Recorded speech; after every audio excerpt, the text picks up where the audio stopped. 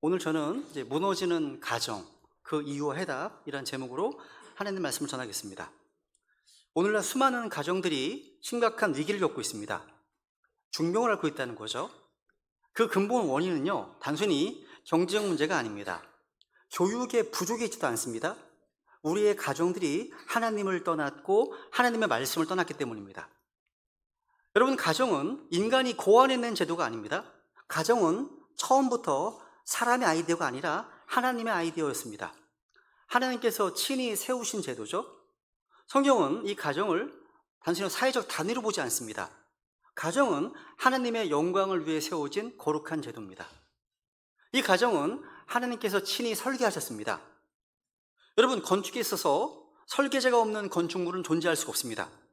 마찬가지로 가정도 설계자이신 하나님 없이는 온전히 세워질 수가 없죠. 그런데 그 하나님께서 우리 가정의 주인이 되시고 그분의 말씀 위에 가정을 다시 세울 수가 있다면 그 가정 어떤 환경에 있든 간에 든든히 서는 가정이 될 수 있습니다. 그래서 저는 오늘날 흔들리는 가정, 이런 병든 가정들이 주님께로 돌아오고 이 하나님 말씀이라는 이런 설계도 위에 다시 세워지는 회복의 역사가 시작되기를 간절히 원합니다.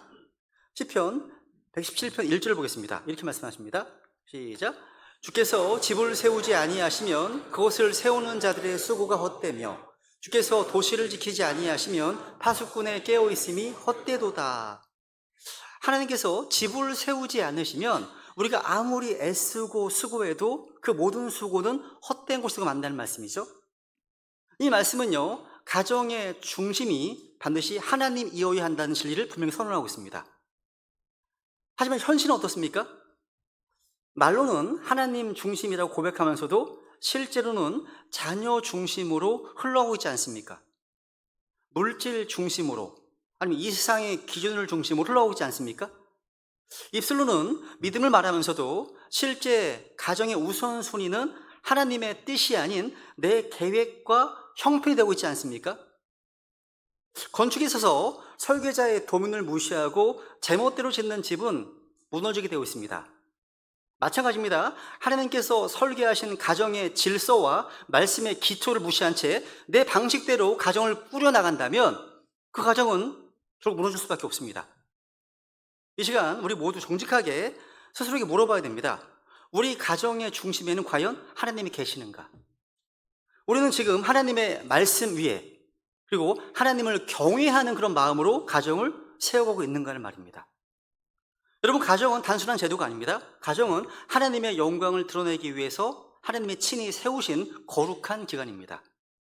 그리고 하나님은 지금도 자신을 중심에 모시고 말씀 위에 세워지는 가정을 찾고 계십니다. 오늘 우리가 본문을 통해서 이제 집중해 살펴볼 가정은 바로 엘리의 가정입니다. 그리고 다음 주에는 이제 사무엘이라고 하는 하나님의 사람을 낳고 길러낸 한나의 가정을 살펴보겠습니다. 5월 가정대를 맞이해서요, 하나님께서 무너뜨리시는 가정하고 하나님께서 세우시는 가정, 이 두 가정을 성경적으로 비교하면서 지금 우리 베다니의 모든 가정들은 가정 어디에 속해 있는가를 좀 말씀 앞에 정직하게 비춰보고자 합니다. 여러분, 사무엘상 1장부터 3장까지 차분히 이제 읽어 들어가다 보시면 성령 하나님께서 세우시는 가정과 무너뜨리시는 가정을 극명하게 대비하고 있음을 발견하게 됩니다. 특히 사무엘상 2장 27절, 28절, 30절, 31절 읽어보시면 반복적으로 등장하는 중요한 단어가 하나 있습니다. 바로 집입니다. 집. 하나만 볼까요? 30절, 31절에 보시면요, 네 집과 조상의 집이 네 조상 집의 팔을 끊어 네 집에 노인이 하나도 없게 하리라. 그러니까 이런 표현이 계속 반복되어서 강조되고 있습니다. 그리고 35절에 가면요, 주님이 이렇게 말씀하십니다. 내가 그를 위해, 사무엘입니다, 든든한 집을 세우리니. 하나님께서는요, 엘리의 집은 무너뜨리는 동시에 사무엘을 통해서는 새로운 집, 곧 주님의 사역에 합당한 가정을 세우고 계셨던 것입니다. 여러분, 엘리가 누구죠? 엘리는 그 당대의 대제사장입니다. 그리고 이스라엘 다스리던 사사였습니다. 이 엘리는요, 사무엘 이전까지 하나님의 집에서 주를 섬긴 대제사장이고요, 이스라엘을 재판했던 지도자였습니다. 그런데 그 엘리의 가정은 하나님의 심판 아래 놓여 있고, 반대로 사무엘의 가정은 하나님의 사역을 감당하기 위해서 조용히 준비되고 있었습니다. 성경은 이 두 가정을 마치 빛과 어둠처럼 명암이 뚜렷한 흑백 대비처럼 나란히 보여주고 있습니다. 그러면서 이 말씀은 우리에게 이렇게 물으십니다. 너희의 가정은 어느 쪽이냐고. 그러니까 너희는 내가 세우는 가정인가 아니면 내가 심판해야 하는 가정인가 물으시는 겁니다. 오늘 본문을 보시면요, 엘리의 아들들을 이제 벨리알의 아들들로 불립니다. 성경은 단호하게 이렇게 기록합니다. 엘리의 아들들은 벨리알의 아들들이었으며 그들은 주를 알지 못하였더라. 뒤에 보세요. 그들은 주를 알지 못하였더라. 이들은 성인이었습니다. 또 제사장의 직분을 가진 자들이었습니다. 근데 그들의 마음은 하나님과 전혀 연결되어 있지 않습니다. 이들은 주님을 섬기지 않았고 자기 배를 섬겼습니다. 또 이따 보시겠지만 주의 헌물을 멸시하고 심지어 성막 문에서 음행의 죄까지 저질렀습니다. 오늘날 현대교회 스캔들은 다 나옵니다. 돈 문제, 여자 문제 다 나오죠. 이들은 거룩한 장소를 죄의 장소로 바꿔버렸습니다. 반면 사무엘은요, 아직 아이였어요. 사무엘은 어릴 적부터 아마포 옷을 입고 주 앞에서 섬기고 하나님과 사람들 앞에서 점점 호의를 입어갔습니다. 이 두 가정, 이 두 인물의 모습은요, 하늘과 땅처럼 극명히 대조됩니다. 나이는 상관이 없습니다. 직분도 중요하지 않습니다. 중요한 것은 누가 하나님을 존중했는가 하는 것입니다. 이게 포인트예요. 그래서 주님께서는 다시 말씀 선언하시는 거예요. 보세요. 여기 보시면 나를 존중히 여기는 자들을 내가 존중히 여기고 나를 멸시하는 자들을 경홀히 여기리라. 이 말씀은 행위대로 보응하시는 하나님의 원칙을 보여줍니다. 다윗도 이렇게 고백했었죠. 시편 18편 보시면 한번 읽어볼까요? 시작. 그러므로 주께서 내 의에 따라 내게 갚아주시되 자신의 눈앞에서 내 손의 깨끗함에 따라 내게 갚아주셨도다. 긍휼을 베푸는 자에게는 주께서 친히 긍휼을 베푸시고 올바른 자에게는 주께서 친히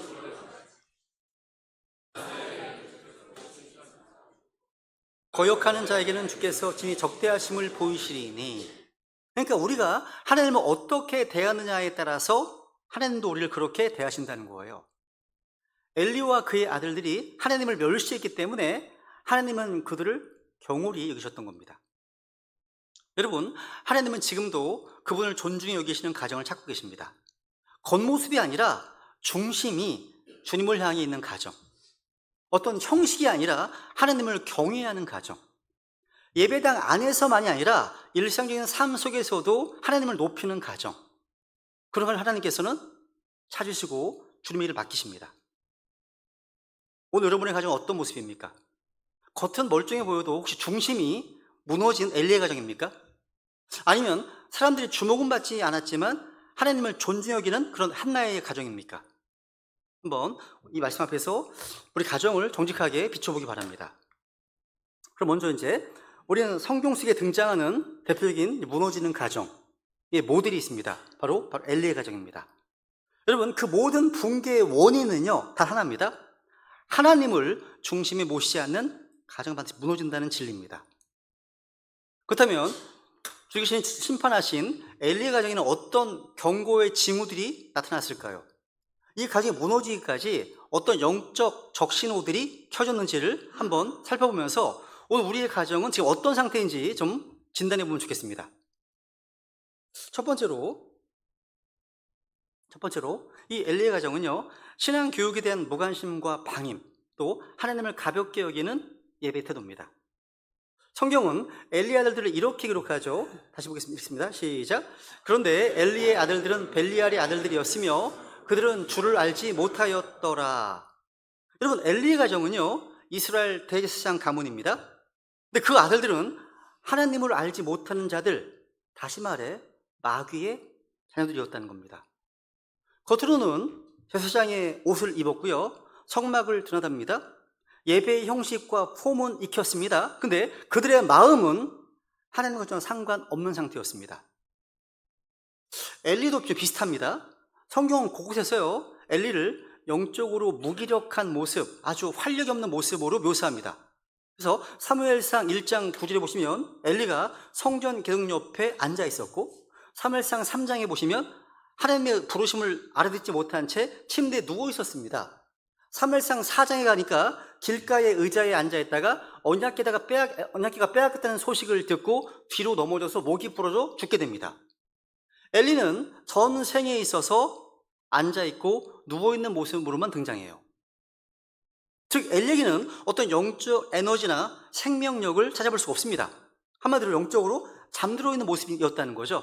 그러니까 하나님의 사역에서 너무나 패시브한 상태, 수동적인 상태, 방임 상태였다는 겁니다. 이것이 자녀 교육에서도 드러난 거죠. 엘리는 대제사장이었습니다. 하나님의 일에는 이름이 있었어요. 근데 자녀 교육에서는 철저한 실패자였습니다. 엘리는 아이들에게 신앙 가르치지 않았고요.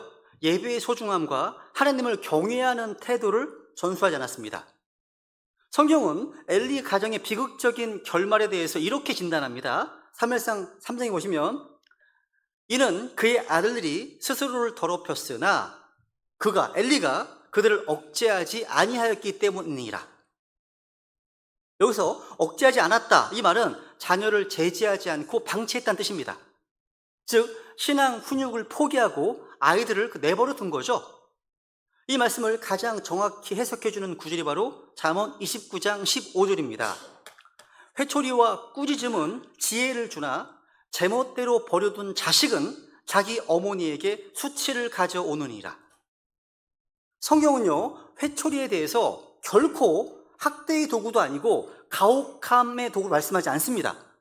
오히려 자녀를 지혜롭게 세우는 사랑의 매로 설명합니다.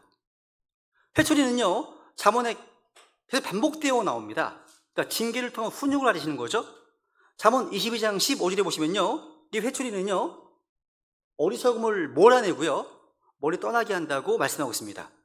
그러니까 아이들에게 회초리를 대지 않는 것을 성경은 네 말씀한 것처럼 제멋대로 버려둔 자식이라는 겁니다. 여러분이 회초리를 안 들잖아요. 그 아이는 제멋대로 버려둔 자식이 되는 겁니다. 그런 자식들은 어머니가 수치를 당하게 됩니다. 하나님의 말씀이에요. 이것은 자녀 양육을 포기하는 걸 말합니다. 그 결과는 부모에게 수치를 가져오는 겁니다. 성경은요, 회초리가 없는 사랑은 진정한 사랑이 아니다. 아이를 제멋대로 두는 것이 바로 오히려 가정을 수치스럽게 한다, 경고합니다.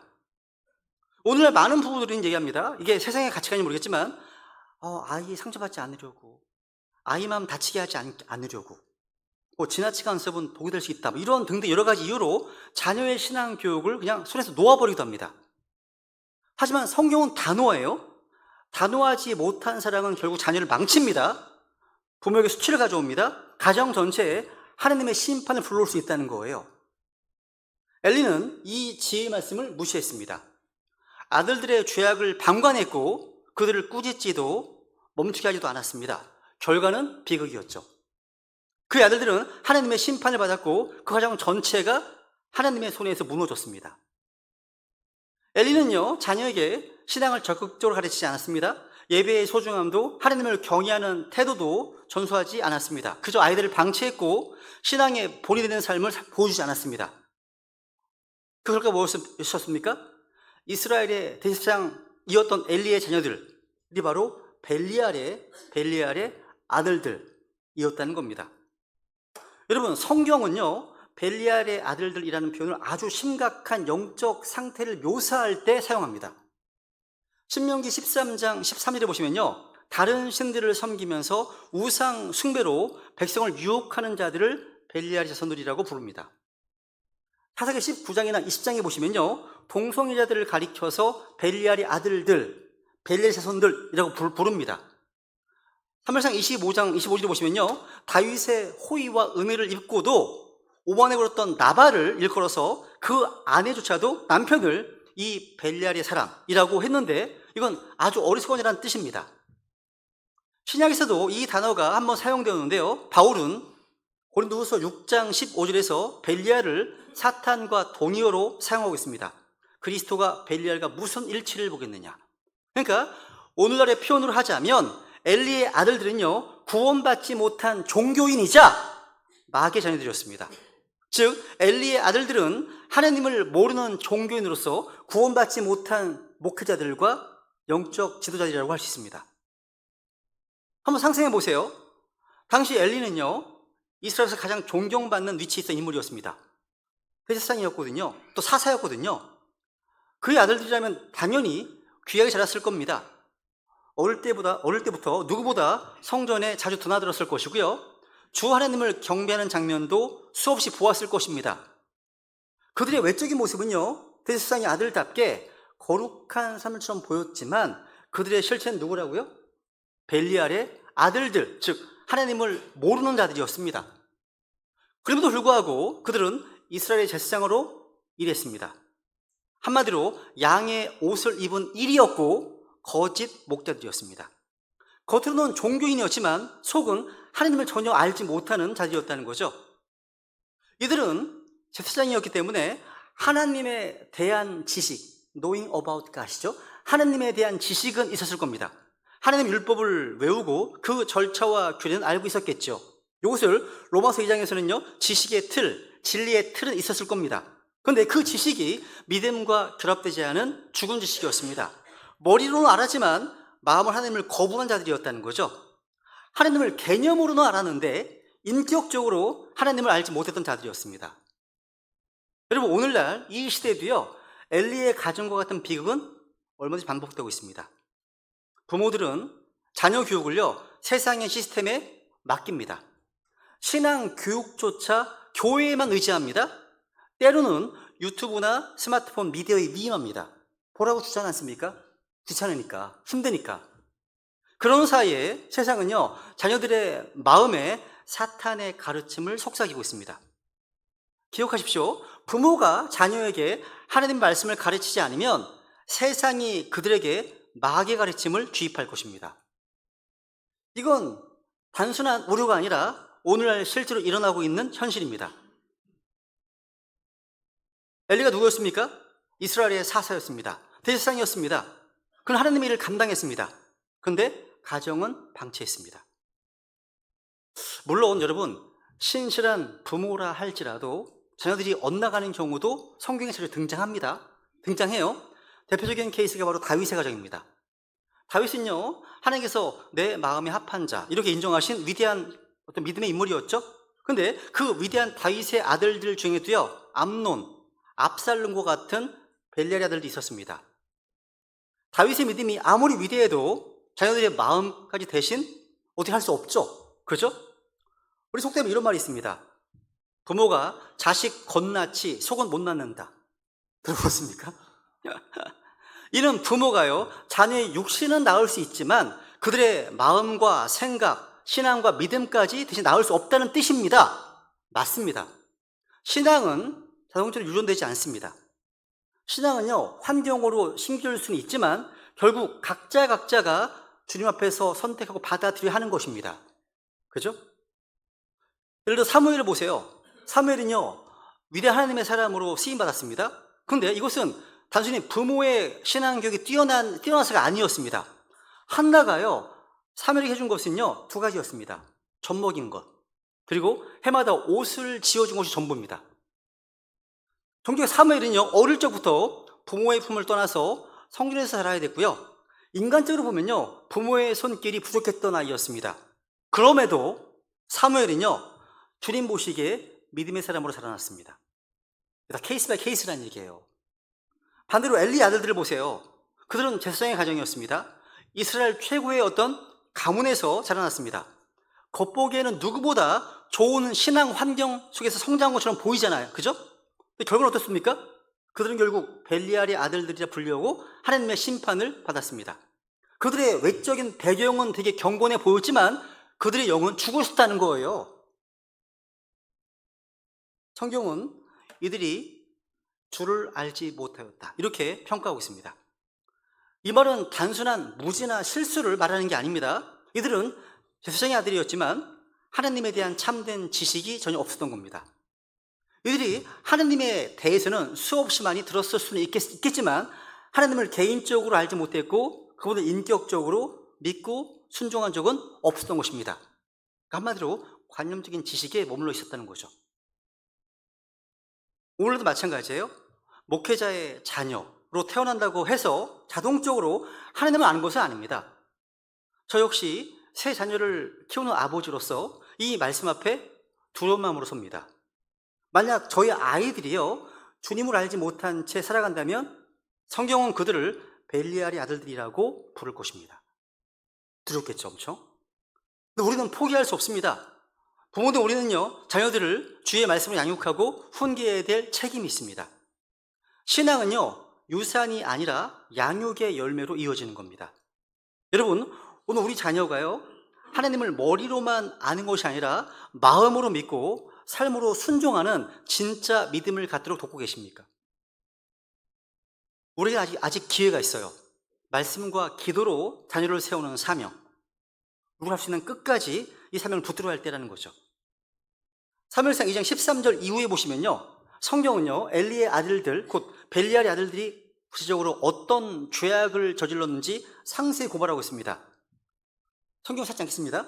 이들은요, 백성들이 가져온 희생 제물을 하나님께 드리기도 전에 먼저 강제로 그걸 빼앗았습니다. 제사장은요, 하나님께 먼저 기름을 태우고 나서 그 다음에 자기에게 정해진 몫을 나중에 취해야 했습니다.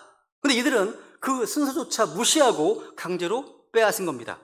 심지어 주님께 헌물을 드리러 온 백성이 주께 먼저 드리고 난 후에 취하라고 말했을 때도요, 그들은 이렇게 협박했습니다. 너는 지금 내게 것을 줄지니라. 그러지 않으면 내가 억지로 것을 빼앗으리라.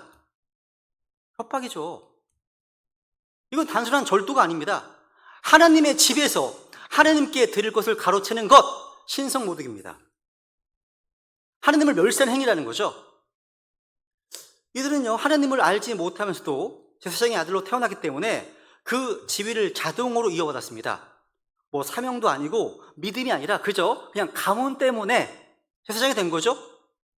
이들의 태도는요, 오늘날 주님을 알지 못한 채 사역의 자리에 오른 목회자들, 종교인들과 다르지 않습니다. 이들에게 있어서 하나님께 드려지는 헌물은 하나님께 드리는 경배가 아니라 자신들의 탐욕을 채우는 수단에 불과했습니다. 교회를 하나님의 집이요, 진리의 기둥과 터가 아닌 그들에게는 마치요, 기업을 경영하듯이 교회를 운영합니다.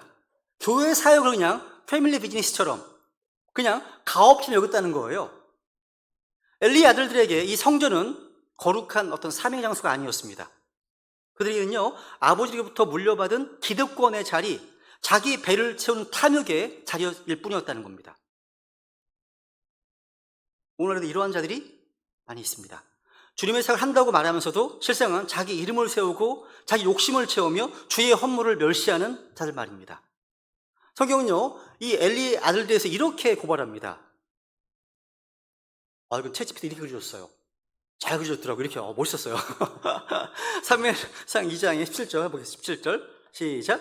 그러므로 그 청년들의 죄가 주 앞에 심히 컸으니 이런 사람들이 주의 헌물을 혐오하였기 때문이더라. 그 다음, 너희가 어찌하여 내가 내 거처에서 명령한 내 희생물과 내 헌물을 발로 차고 내 아들들을 나보다 더 존중히 여겨 백성 이스라엘이 드리는 모든 헌물 중에서 가장 좋은 것으로 너희 자신을 살찌게 하느냐. 엘리의 아들들은 분명 제사장이었습니다. 그들은 이스라엘 백성들에게 하나님의 말씀을 가르치고 거룩한 예배를 인도해야 될 영적 리더들이었습니다. 그런데 이들의 관심은 하나님께 드리는 예배가 아니었어요. 오직 백성들이 가져오는 헌물을 어떻게 더 많이, 더 먼저, 더 좋은 것을 취할 수 있을까? 그 탐욕에만 집중되어 있습니다. 심지어 그들은 강제로 빼앗기까지 했습니다. 이건 하나님을 멸시한 겁니다.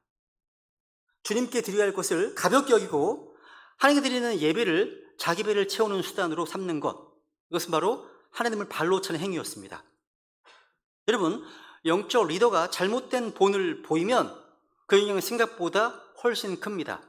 영적 리더의 죄는요, 그 사람 개인의 죄로 끝나지 않습니다. 백성들도 오염되고 함께 죄에 빠지게 됩니다.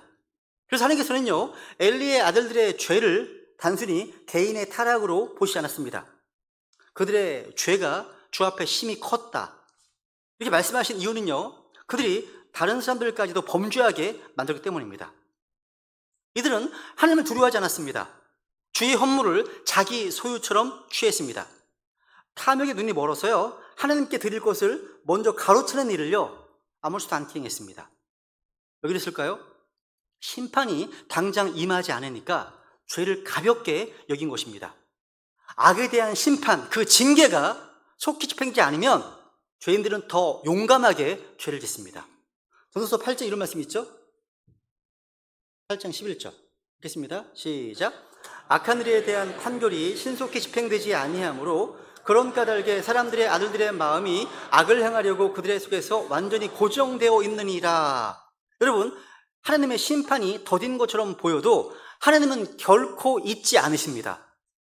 하나님은 보시고 있고요, 기록하고 계시고요, 정하신 날에 심판하십니다. 그래서 말라기 1장 6절에서 이렇게 주님 책망하십니다. 오, 내 이름을 멸시하는 제사장들아 하시면서 너희는 말하기를 우리가 어떤 점에서 주의 이름을 멸시하였나이까. 여러분, 예배는요 단순히 시간의 문제가 아닙니다. 존중의 문제입니다. 따라해보세요. 예배는 존중의 문제이다. 예배에 자주 늦는다면, 예배 중에 스마트폰을 만지작거린다면, 학원이나 자신의 어떤 취미생활 아니면 여가를 예배보다 더 우선순위에 두고 있다면, 또 헌물을 아무렇게나 손을 대는 습관들, 이 모든 것은 결국 하나님을 가볍게 여기는 태도에서 나오는 것입니다. 우리가 자녀에게 신앙을 전수하기를 원한다면 먼저 부모가 예배를 어떻게 대하는지를 통해서 본을 보여야 됩니다. 주님께서는 우리가 예배를 어떻게 드리시는지를 통해서 우리가 그분을 어떻게 얼마나 존중하는지를 보십니다. 하나님은요 엘리의 가정을 그냥 이렇게 선언하셨습니다. 이는 그의 아들들이 스스로를 더럽혔으나 그가 그들을 억제하지 아니하였기 때문이니라. 하나님은 지금 엘리에게 아버지로서의 책임을 물으시는 겁니다. 엘리는요 자신의 아들들이 범한 그런 죄악을 보고도 정죄하지 않았고요, 다시는 그런 짓을 못하도록 단호히 금하지도 않았습니다. 억제하지 않았습니다. 말리지 않았습니다. 침묵했다는 겁니다. 오늘날 우리 시대의 부모들이 좀 자주 하는 말과 똑같지 않습니까? 에이, 요즘 애들은 다 그래요. 요즘 애들은 너무 강하게 얘기하면 반발해요. 뭐 이런 얘기. 그냥 지켜보면 언젠가 나아지겠죠. 이런 거. 그죠? 여러분, 이런 말들은요, 지혜로운 이해가 아니라 부모의 타협입니다. 타협인 거예요. 여러분, 이 타협이 결국 이 가정이 붕괴를 가져왔고요, 하나님의 심판을 자초하게 되었습니다. 여러분, 하나님은 자녀를요 교회가 아니라 부모에게 맡기셨습니다. 그리고 그 책임을 반드시 물으실 겁니다. 우리 자녀가 믿음 안에서 바르게 자랄지 혹은 영영 벗어난 일로 걸어갈지는 지금 부모가 무엇을 본으로 보여주고 있느냐에 달려 있습니다.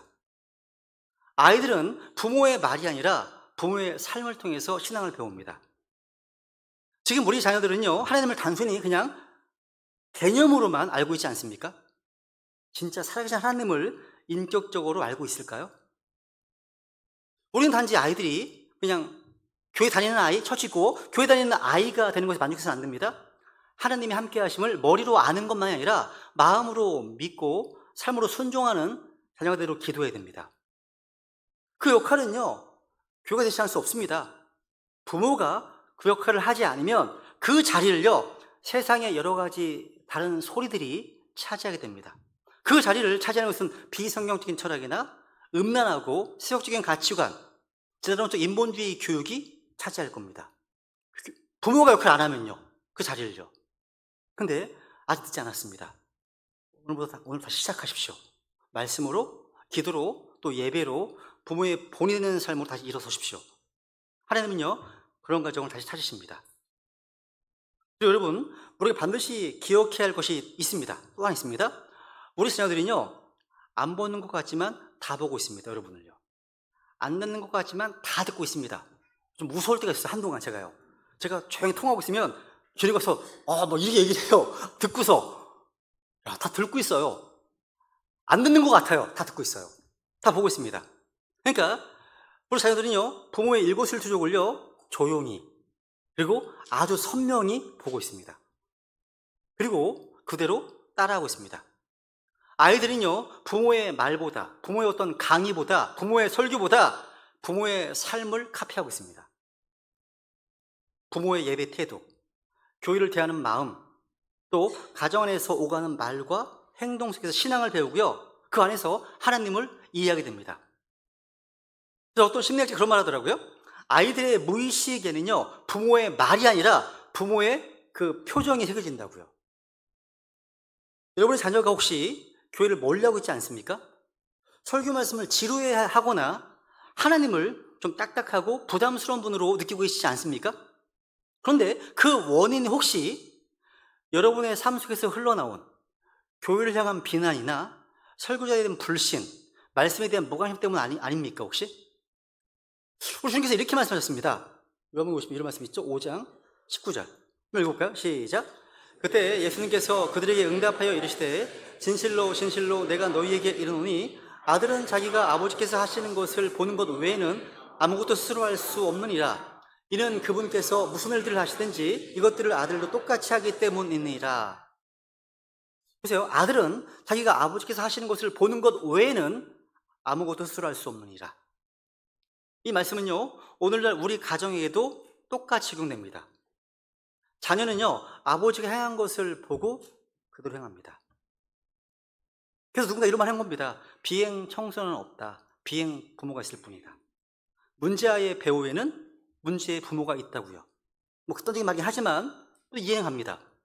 여러분, 지금 자녀들이요, 매일 보고 있는 여러분의 삶은 어떤 모습입니까? 지금 자녀들이 카피하고 있는 여러분의 삶은 어떤 본입니까? 이 본이 되는 삶은요, 선택이 아니라 사명입니다. 말보다 행동이 앞서야 되고요, 뭔가 겉면보다 모범이 앞서야 됩니다. 기억하십시오. 여러분의 발자국이 곧 자녀의 길이 됩니다. 우리 자녀들은요, 아버지의 뒷모습을 따라 걷고 있습니다. 어머니의 발자국을 보고 있다는 거죠. 한 번은요, 저희 아이들이요, 어릴 때였습니다. 함께 산에 올라간 적이 있습니다. 아마 그때 버스를 따라갔던 그런 기억이 있거든요. 그날 우리가 지나간 길이요, 되게 좁았고요, 경사가 매우 가팔랐습니다. 저는 아이들에게 야, 조심해서 따라와야 돼. 이 길에서 벗어나면 절대 안 돼. 아빠 잘 따라와야 해. 이런 말을 반복했습니다. 제가 조심스럽게 발걸음 옮기면서 앞서 걸어가니까 아이들도 조심스럽게 제 발자국을 따라오기 시작했습니다. 그때 첫째 기현이가 지나가듯 툭 한마디를 딱 던졌습니다. 아빠가 길을 안 벗어나면 나도 안 벗어나지. 이 말이요, 세월이 지나도 저에게서 떠나지 않습니다. 제 마음속에 지워지지 않습니다. 여러분, 아이들은요, 부모의 말을 따라 배우기보다는 부모의 발걸음을 기억합니다. 아이들은 지금도 조용히 정확히 우리를 따라하고 있습니다. 아버지가 교회 생활을 어떻게 하고 있는지, 어머니가 예배를 얼마나 소중히 여기는지가 곧 우리 자녀들의 신앙의 기준이 되는 것입니다. 그래서 이 말을 잊지 마십시오. 자녀는 부모의 발자국만큼만 걷는다고요. 그 발자국이 곧 그들의 길이 됩니다. 그래서 우리 발자국이 생명의 길, 믿음의 길이 되어야 됩니다. 성경은요, 이를 실리로 분명히 보여줍니다. 창세기 12장, 20장에 보시면요, 믿음의 조상 아브라함은요, 아내 사라를요, 누이라고 이제 속이는 장면이 나오죠. 몇 번이나요? 2번이나. 반복해서. 놀랍게도요, 창세기 26장에 가보시면 그 아들 이삭 역시 리브가를요, 누이라고 속이는 똑같은 실수를 반복합니다. 이게 뭘 말해줄까요? 부모의 실수와 연약함이 자녀의 삶에 그대로 카피되고 있다는 뜻입니다. 반복된 뜻입니다. 믿음의 조상도 이런 실수 기능을 남겼다면 우리 역시 우리 자녀 앞에서 더욱 두려움으로 깨어있어야 하지 않겠습니까? 성경은 우리가 이렇게 명령합니다. 신명기 6장 7절 시작. 내 자녀들에게 부지런히 가르치며 내가 네 집에 앉을 때나 길을 걸을 때나 누울 때나 일어날 때나 그것들을 말할지니라. 여러분, 이것은요, 단순한 교육 지침이 아닙니다. 부모의 모든 일상이 하나님의 강단이 되어야 한다는 선언입니다. 여러분의 식탁이 강단입니다.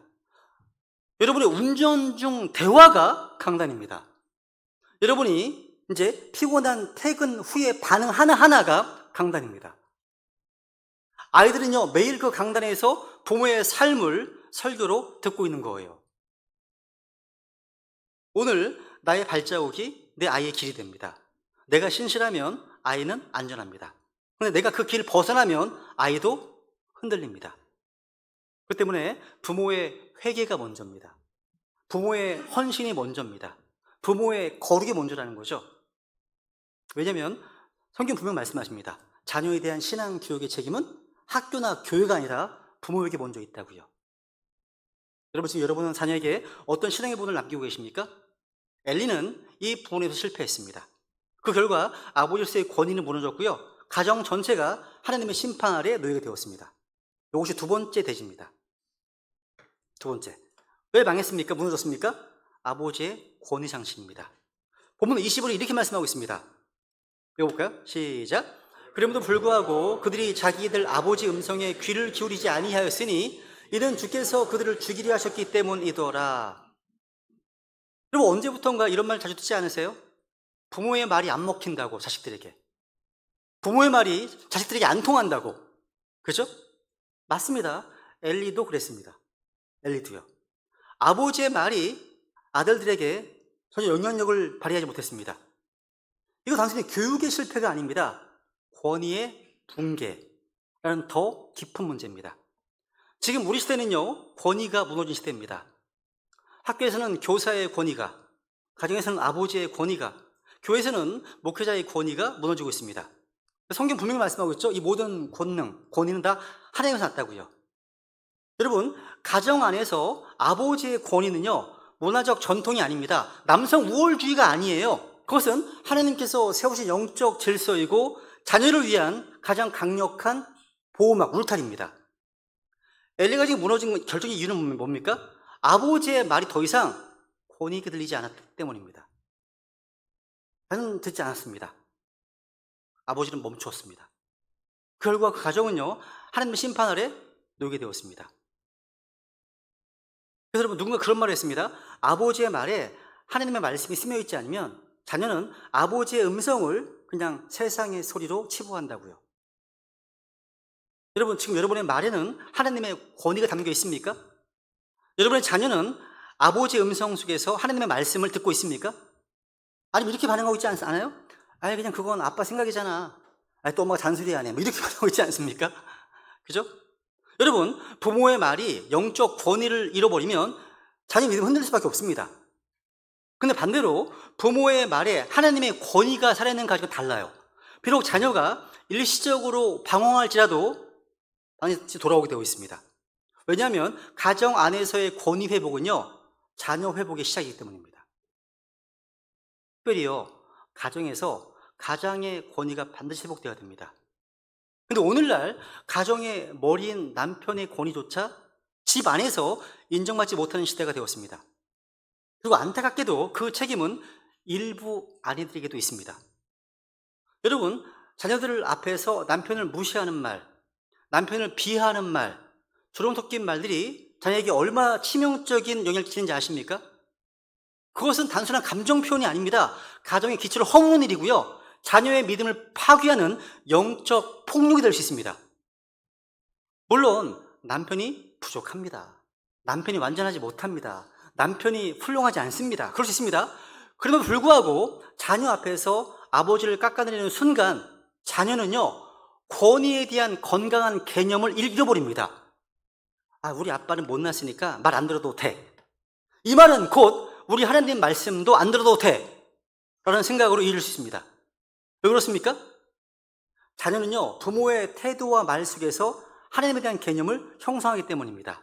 자, 그림을 잘 그렸죠? 딱 보이지 않으세요? 여러분, 부모의 권위가 무너지면 하나님의 권위도 함께 무너집니다.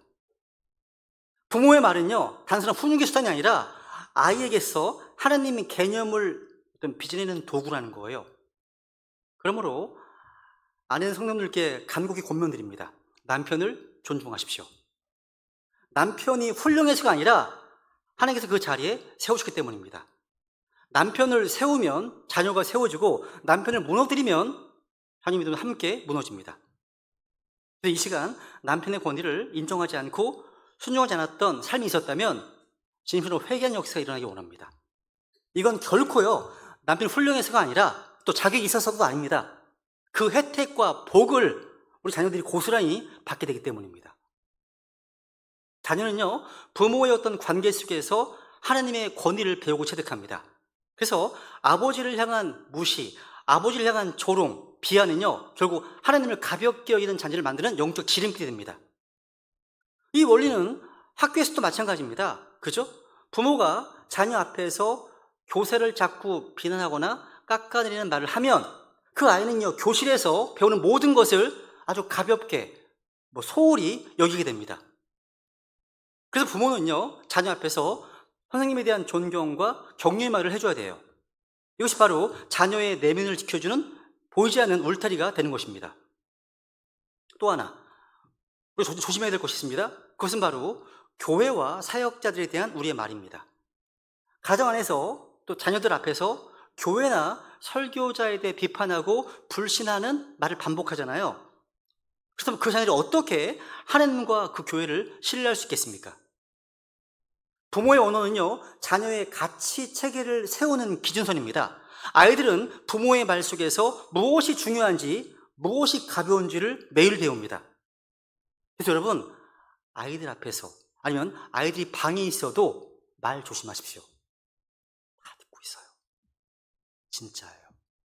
여러분이 전화 한 통의 어떤 말투, 전화할 때 하는 말투, 또 어떤 교제 중 나눈 짧은 말 한마디, 또 자동차 안에서 주고받는 대화 하나, 이 모든 것이요, 자녀의 신앙을 형성하고 있습니다.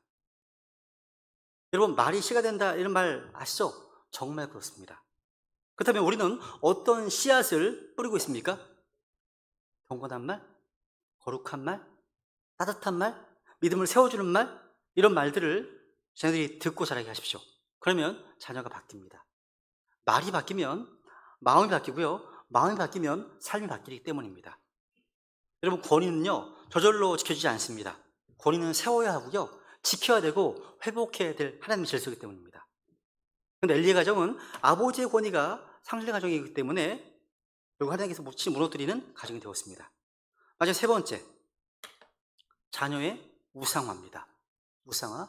사무엘상 2장 29절 볼까요? 한번 29절 보시면 주님께서 책망하시면 이런 말씀하십니다. 하나님 엘리에게 이렇게 말씀하십니다. 네 아들들을 나보다 더 존중히 여겨. 네 아들들을 나보다 더 존중히 여겨. 엘리의 죄, 타락은 여기서 시작됩니다. 엘리는 주 하나님보다 아들들을 더 귀히 여겼습니다. 더 사랑했습니다. 하나님의 말씀보다 자식의 기분과 편의를 더 우선했습니다. 주님의 법보다 자식이 먼저였다는 것, 이것이 바로 엘리 가정의 비극의 출발점이었습니다. 그러나 여러분, 하나님보다 자녀를 앞세우는 순간 심판은 시작합니다. 이 구절은요, 단순히 엘리 한 사람을 꾸짖는 말씀이 아닙니다. 이것은 오늘 우리 시대의 부모들 모두에게 주시는 하나님의 경고입니다. 혹시 이 말씀을 들으시는 분 가운데 마음에 뜨끔이신 분들 계십니까? 마음에 찔림이 있다면 그것은 은혜이고 감사한 일입니다. 아직 감각이 살아있다는 증거니까요. 영적 감각이요. 근데 이 말씀을 듣고도 아무런 감동도 아무런 반응도 없다면 이건 영적으로 좀 깊은 병에 들어있다는 상태일 수도 있습니다. 우리는 반드시 기억해야 됩니다. 자녀는요, 하나님의 축복이지 결코 우리의 우상이 되어서는 안 됩니다. 지금 이 시대는 어떻습니까? 오늘 우리나라의 수많은 가정들, 심지어 교회 안의 가정들까지도 자녀 우상화라고 하는 심각한 병에 깊이 빠져 있습니다. 부모의 삶이 철저히 아이들 중심으로 돌아갑니다. 모든 결정이 자녀의 기분과 편의에 따라서 움직인다는 거죠. 오늘날 한국교회 이런 주일학교 교재들 보면 그런 얘기가 많이 나옵니다. 예배 시간이 되어도요, 아이가 피곤해서 오늘은 쉬자며 예배를 미루는 가정이 많답니다. 또 말씀보다 학원을 더 우선시하고 하나님보다 자녀의 기분을 더 살피는 부모들이 많이 있다고 하는 겁니다. 여러분, 이런 말들 속에서요, 우리는 하나님보다 자녀를 더 귀중히 여기는 무서운 영적 실태를 보게 됩니다. 아이가 왕이 되는 순간 하나님은 그 집의 주인이 아니십니다. 부모가 하나님의 말씀보다 자녀의 기분을 더 중요하게 여기고 주님의 명령보다 아이의 컨디션을 더 신경 쓰는 그 순간 그 가정의 질서는 무너진 것이고요, 심판의 종이 시작되고 있는 겁니다. 그래서 단호하게 말씀하셨습니다. 주님께서는요. 마태복음 10장 17절 시작. 아버지나 어머니를 나보다 더 사랑하는 자는 내게 합당하지 아니하고 아들이나 딸을 나보다 더 사랑하는 자도 내게 합당하지 아니하며. 엘리는 이 말씀에 의하면 하나님께 합당하지 않은 자였습니다. 물론 아버지로서요 아들들을 아끼고 돌보고 양육하고 사랑하는 건 당연한 일입니다. 그러나 하나님보다 자식을 더 존중히 여기고 더 사랑하는 것은 죄입니다. 여기서는요 누가복음 14장에서 또 이렇게 말씀하십니다. 시작. 어떤 사람이 내게 오면서 자기 아버지나 어머니나 아내나 자식이나 형제나 자매나 참으로 자기 생명도 미워하지 아니하면 내 제자가 될 수 없고. 이 말씀은 가족을 버리라는 뜻이 아닙니다. 그 누구보다도 주님께서 먼저 되어야 한다는 우선순위의 문제입니다. 그죠? 엘리는 이 우선순위에서 실패했습니다. 엘리는 하나님보다 자식을 앞세웠고 그 결과 가족을 잃고 하나님께 버림받았습니다. 바울이 이렇게 고백했죠. 다만 내가 내 몸을 억자에 복종시킴은 내가 다른 사람들에게 복음을 선포한 뒤에 어떤 방법으로든 나 자신이 버림받은 자가 되지 않게 하려 함이라. 여러분, 엘리는요 주님께 버림받은 지도자였습니다. 우리 크리스찬들은요 하나님의 아들로서 구원을 잃어버리는 일은 없습니다. 그죠? 구원은 영원하죠. 그죠? 그런데 상속 보상의 유업이나 하나님의 영광과 권능이나 구원의 기쁨과 감격이나 주님과의 교제나 섬기는 어떤 자리, 이런 것들은 잃어버릴 수 있습니다. 주님보다 더 사랑하는 무엇인가가 있다면 그것이 무엇이든지 그가 누구든 간에 우리는 결국 그것을 잃게 되고요. 그로 인해 주님 앞에서 쓰임받지 못하고 버림받은 자처럼 남게 될 수 있다는 사실. 무서운 거죠. 우리나라는 전체적으로 오래전부터 아주 비정상의 방향으로 흘러가고 있습니다. 하나님은 보다 자식을 더 귀히 여기는 모습으로 모든 것이 아이 중심으로 흘러가고 있습니다. 근데 그 결과는 뭡니까? 축복이 아니에요. 파멸의 길입니다. 그게요. 근데 많은 사람들이 이것을 아이들에게 좋은 것이라고 착각합니다. 성경은 그렇게 말씀하지 않습니다. 이제 마지막 글 읽어볼까요? 시작. 내가 엘리의 집에 관하여 말한 모든 것을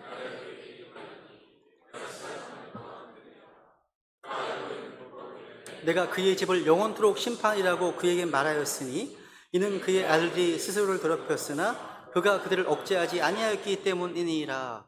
와, 이 말씀 너무 무서운 선언 아닙니까? 엘리는요 자식들의 죄를 알고도 억제하지 않았습니다.